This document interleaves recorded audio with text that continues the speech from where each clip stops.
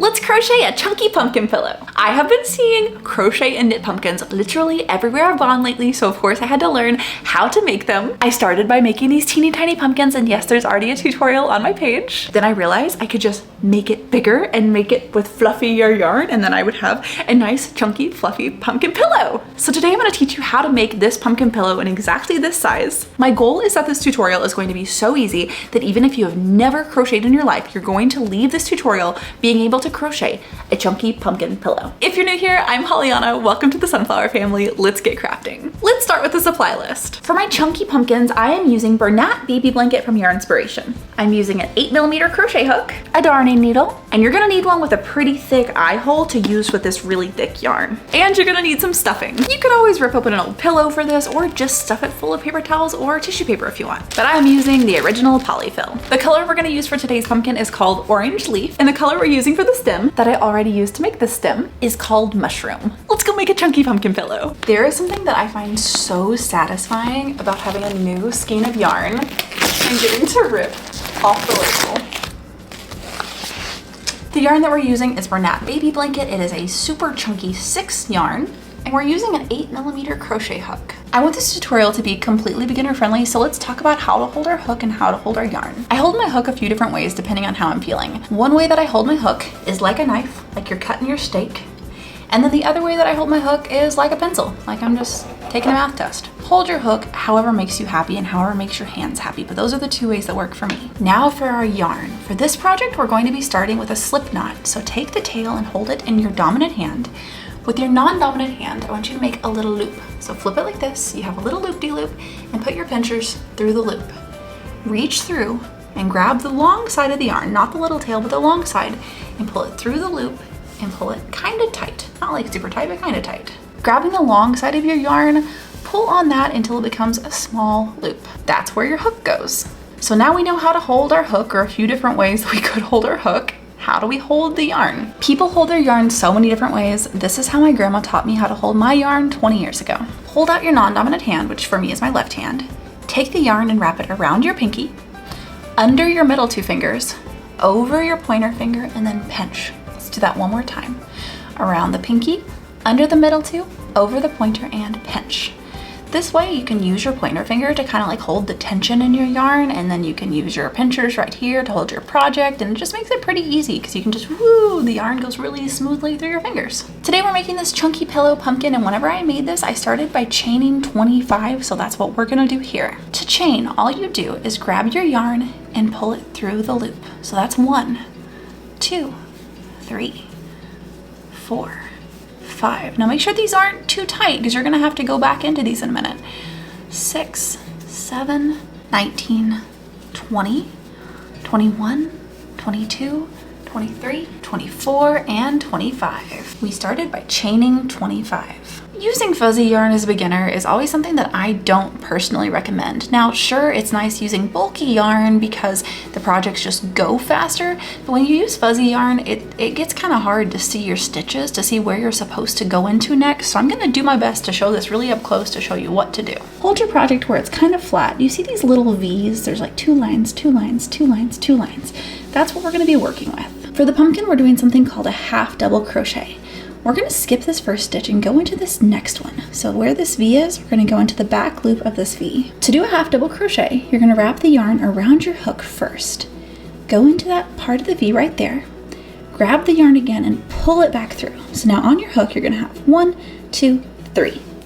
Yarn over again, grab your yarn, pull it through all 3 of those little loop-de-loops. So once again, grab the yarn, go through the project, grab the yarn again and pull it through so you have 1, 2, 3 on your hook. Yarn over again and pull it through all 3. Continue that until the end of the row. Once again, we yarn over, we go through the loop, yarn over again and pull it through so we have 1, 2, 3 on our hook. Yarn over again and pull it through all 3. Now that we're at the end of the second row, we come to a very important step. Please, please, please do not skip this step. I get messages and comments all the time where people ask why their crochet projects get smaller as they go and turn into these like triangle shapes when they're trying to do like blankets or squares or anything that's supposed to keep going straight on the sides. If your project is getting smaller as you go, it's usually one of two things. One, your tension might just be getting tighter as you go, so just try to keep the same tension throughout the project. But two, and I think the most common one and the easiest thing to fix, a lot of people forget to chain at the end of their project. So we're doing a half double crochet. So for half double crochet, you chain 2 at the end of every single row. So if you remember from the beginning how to chain, all you do is yarn over, pull it through, yarn over, pull it through. So once you've chained 2, just flip the project. You're just gonna take the project and flip it.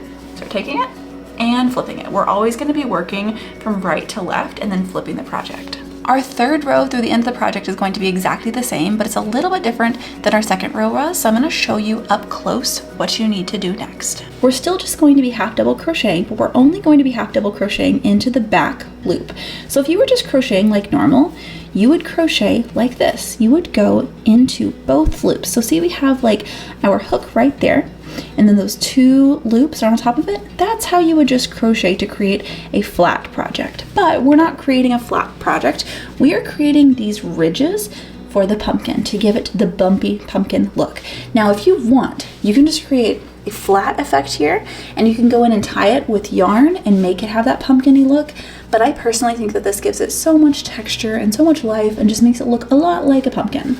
So to create the ridge effect, you're gonna yarn over, go into only that back loop, and we're not skipping the first one this time. We're going right into that first one.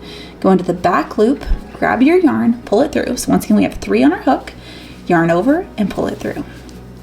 So yarn over, go through the back loop, grab our yarn, pull it through. 1, 2, 3, yarn over and pull it through all 3.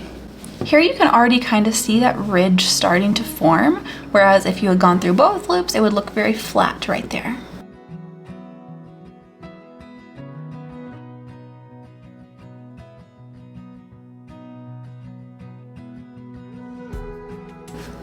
Once you're at the end of that row, once again, do not forget to chain 2 and then flip your project. When I get to the end of the row, I like to go ahead and unwind a little bit of yarn from my skein. That way I don't have to do it while I'm crocheting the row. Continue on with your half double crochet by yarn over, through the back loop only, yarn over, pull it through. You have 1, 2, 3 on your hook, yarn over and pull it through all 3.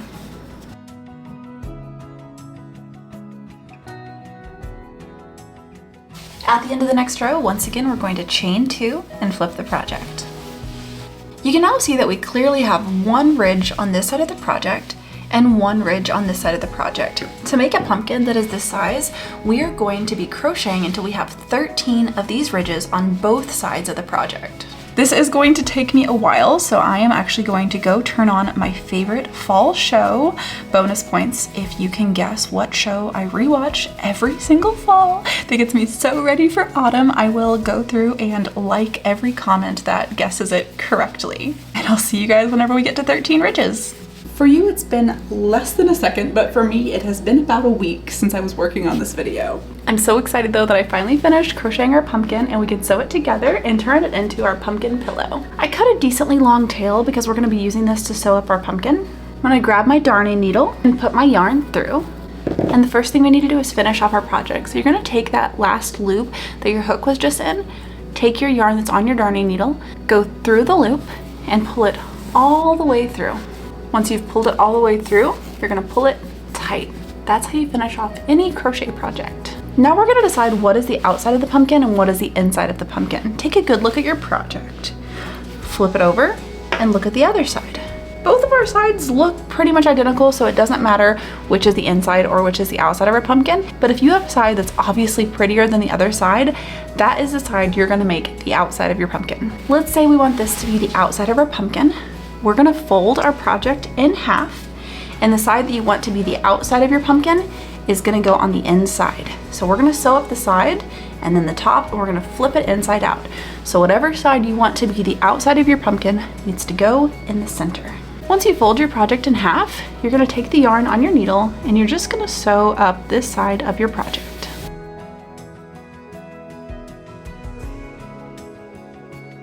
Now that the side is totally sewn up, we're gonna take that very last stitch and turn it into a knot.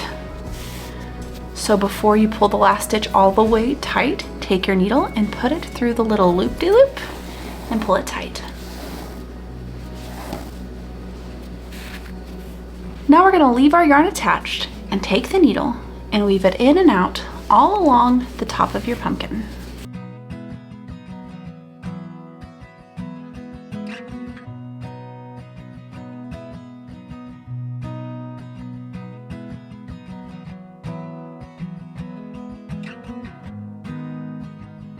When you get all the way around, you're gonna pull it as tight as you can. Now with this thicker yarn, it does help to keep pulling it as you work your way around. It's a little bit fragile, so if you pull too hard, you can actually just snap this yarn. Once it's all pulled really tight, take your needle and go through the bottom of this project. Beware that this yarn also gets kind of stuck, so you might have to fiddle with it a little bit. There we go. Pull it through. I like to do that a couple of times. Once you feel like the bottom of your pumpkin is decently secure, go ahead and cut this. I'm gonna show you how easy it is to break this yarn. That's how easy it is to break this yarn. So when you're pulling it, just be careful. Now it should look like a toboggan, like a little hat. Take it and flip it inside out. And here's where we can see the butt of our pumpkin. Grab your stuffing, your floof, whatever it is that you're using to fill up your pumpkin. I think we're gonna need more than that. Let me grab some more. Now that you have your pumpkin full of your floofing, go ahead and start to sew up the top the same way we did the bottom. Notice I'm not actually tying on this end, I'm just gonna be weaving it through. This will make more sense once we get all the way around the pumpkin.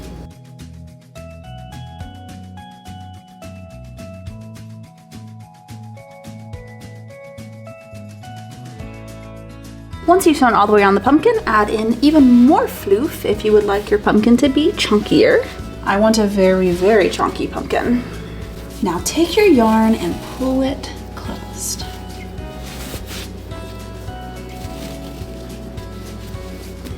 The reason I said not to tie on the yarn is because I feel like it's easier to pull this tight without risking breaking your yarn when you're pulling it from both sides. Now once you get it pretty closed, go ahead and start to tie it shut. Now the same way we did with our bottom, we are going to sew up the top. Now we've basically just made a big orange ball. I'm going to show you how to make it look like a pumpkin. You want it to have this very squished pumpkin look.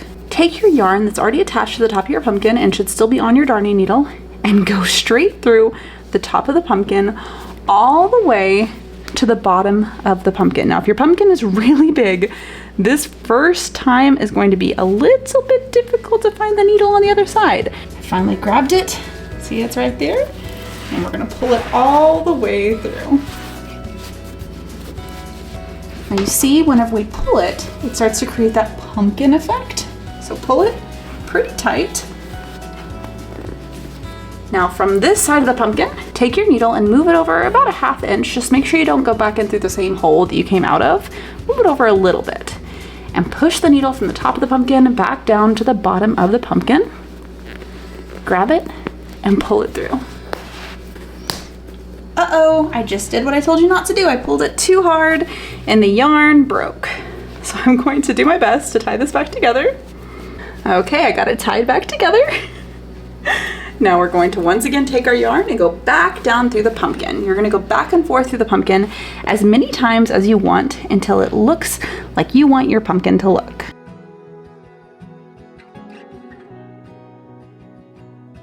That's starting to really look like a pumpkin to me.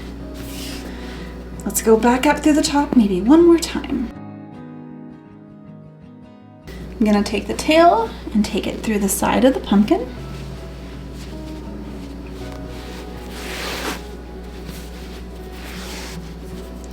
Over here, I'm gonna break it off and we're just gonna take the tail and tuck it back inside the pumpkin. And that completes the body of our pumpkin. Now it's time for us to make our stem. For the stem, I'm using the same weight yarn that I used for the body. We're gonna start this the same way that we started the body of the pumpkin. So hold the tail in your right hand. With your left hand, we're gonna create the slip knot. So twist, so you have that little loop, put your pinchers through the loop, reach through and grab the yarn and pull it back through. That creates your slip knot. For the stem, we're using the same 8mm crochet hook that we used for the body. Put it in the loop and pull it tight. To hold our yarn, we go around the pinky, under the middle two, over the pointer, and pinch. For this stem, we're going to chain 8. 1, 2, 3, 7, 8. Now we're going to single crochet our second row, which is different than how we made the body. So if you're brand new to crocheting, this is how you single crochet. Take your hook, go through the loop, grab your yarn, go back through the loop. So now we have 1, 2 on our crochet hook. Yarn over again and pull through both of those. That's how you single crochet. Let's take a look up close. We're going to go through the loop, grab the yarn and pull it through. So we have 1, 2 on our crochet hook. Grab again and pull through both. Repeat that to the end of the row.